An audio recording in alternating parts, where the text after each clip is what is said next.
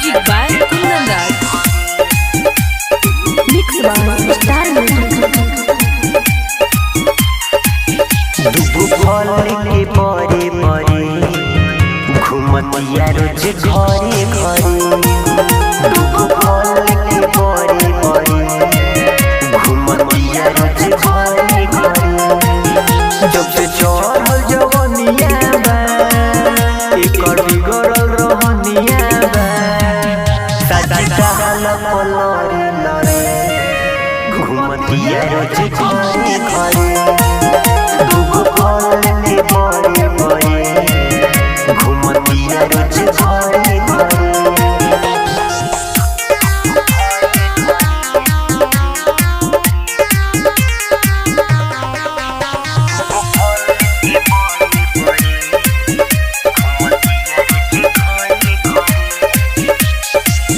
अच्छी हतर बने पवितर नया खोजे रोज यारबा हो।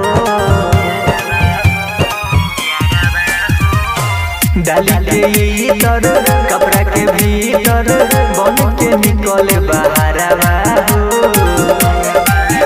देखी गजब डिजाइन हो लइका कहे सब भाई न हो। नहीं केहू से डरे डरे घुमतिया रोज घरे घरे। दुगो फल के परे परे घुमतिया रोज घरे घरे।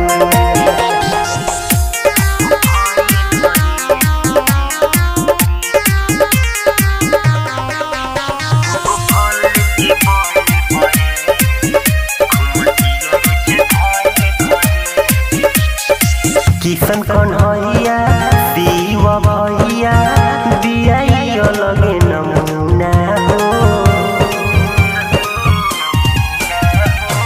करे तैया जाई के छैया ले लिया भरपूर सगुना हो। जब से आई घूम के दिल्ली हो भैलिया रंगीली हो।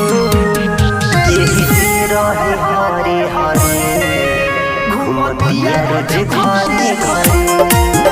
दुगो फल के परे परे घुमतिया रोज घरे घरे।